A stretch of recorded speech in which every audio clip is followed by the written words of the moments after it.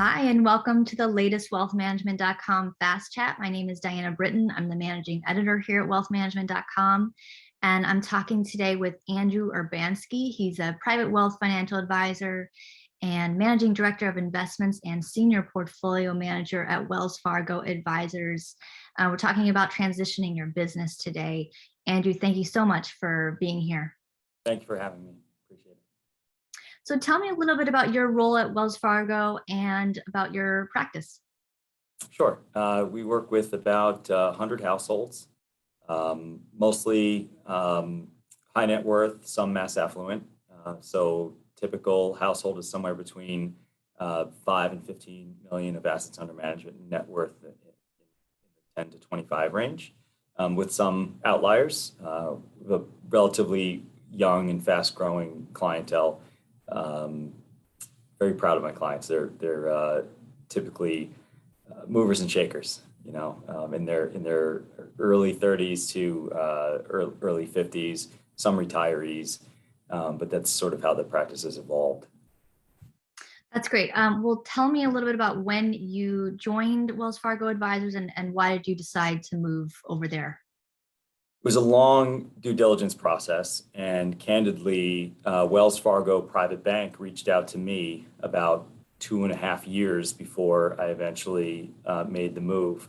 I was reluctant to take the call because of what was happening in the news headlines, and also because of where I was in my career. I was still in the middle of a contract at a competitor firm. I took the call, and it was beyond expectation. And those conversations and that diligence process continued. But I also did diligence on the entire field of play, from independent broker-dealers to the RIA platforms, including roll-ups like Steward Partners and Focus, and then the majors. I did a very deep due diligence on JP Morgan. But it was the people. If I had to narrow it down to one thing, the quality of people here are absolutely incredible in terms of their skills, their attitudes. It's just a very different place compared to what I've experienced. And I've been in, I think, 10 offices across 3 firms. And that's in New York City, Westchester, Fairfield County. So I've seen a bit. And then there's just a whole lot of structural advantages to this firm versus others. Yeah, there's a lot of due diligence involved in making a big move like that. How did you feel that the firm has invested in your growth as an advisor? I feel great about it. I think there's a big difference between an actual investment in growth and a perceived investment in growth. And we, as practitioners and business owners, we know and feel the difference. And here, there are ways that growth is supported. It's very black and white. And the payout grid is one that's quite obvious. They incentivize growth. I think that's wise. And it's not that they're disincentivizing you if you don't grow, but they're basically saying in black and white, dollars and cents, if you want to invest in your business, we want to invest with you. And for me, that was extraordinarily important. Outside of that, just the scalability that you achieve here. I think as a practitioner, the greater the breadth and depth of client need, the better this platform is. That being said, it's also the only platform, I think, where you can sit in a bank branch and do, a couple $100,000 in production and be warmly welcomed and supported. My business is robust. The clients I serve have real needs, and I love that. I like to feel needed, and we love customizing the services for those clients and families. It's the best part of this business. It's very important for people to feel that their money is safe.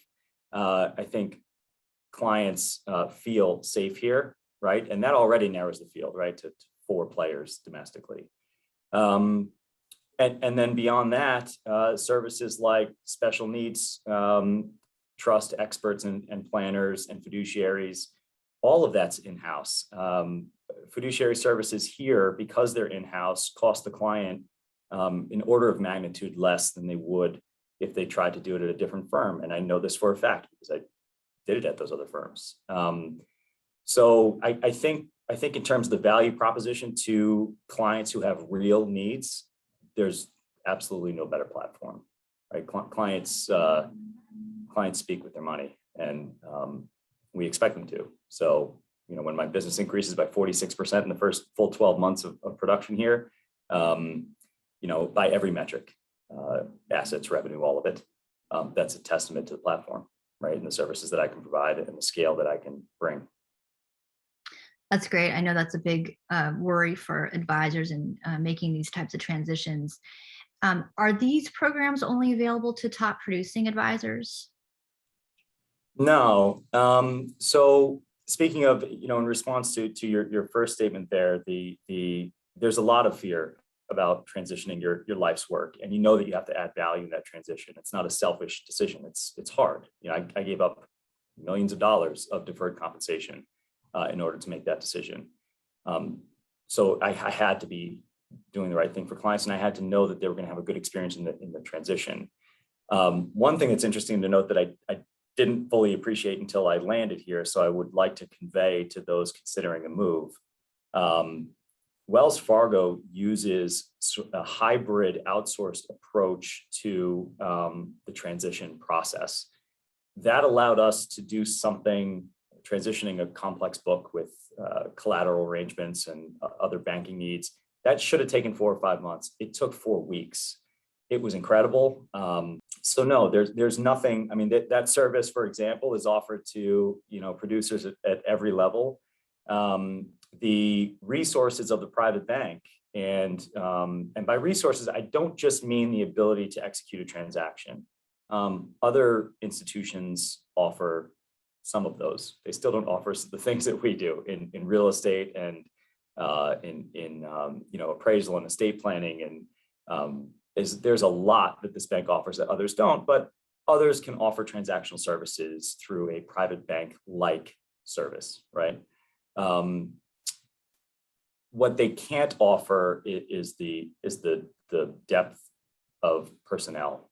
We have people here that have resumes. They're absolutely incredible, and that's another thing that I interviewed people in the different business units before I moved over. I didn't review their CVs. I did once I landed, and I was relying on them for some of these specialized services, and their CVs are incredibly impressive. So no, those services are open to a wider breadth of production levels and geographies, again, than any other firm on the street. That's great. I know you've talked about it a little bit already, but how does Wells Fargo Advisors incentivize your continued growth? So in the grid itself, you are paid a greater amount. A good amount of that deferred compensation is in a chunk of it is indexed to growth. We are also incentivized to service multiple needs of a household, to address both sides of the balance sheet. And so the incentive there is about 50% more than it is at any other competitive institution.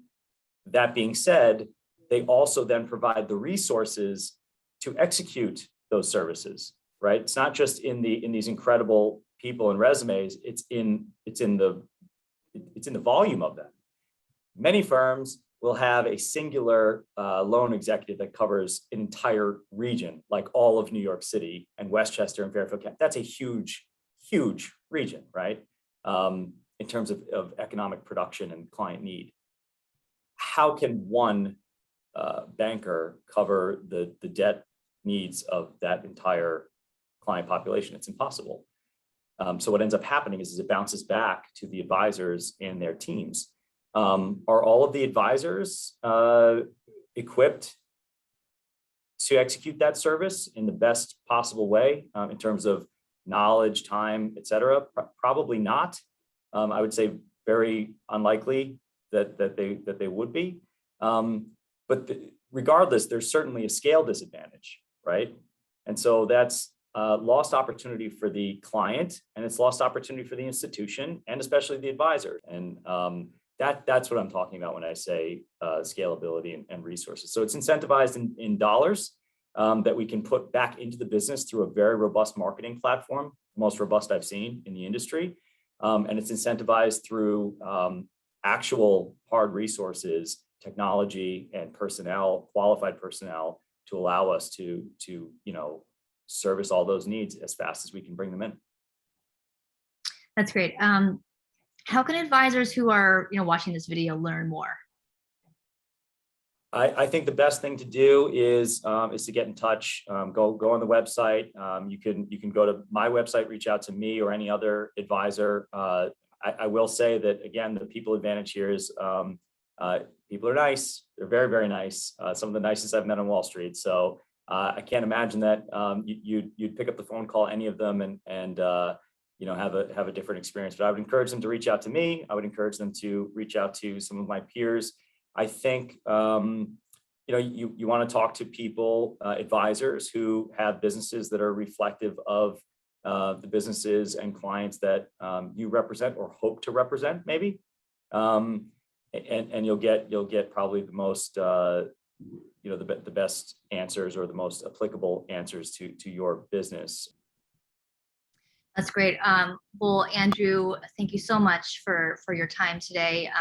It's been great. I think advisors are really going to learn a lot here. But if you want more information, you can go to wfa.com/due-diligence to learn more. Andrew, thank you so much for your time today. Really appreciate it. Thank you very much. And thank you for listening to this wealthmanagement.com Fast Chat.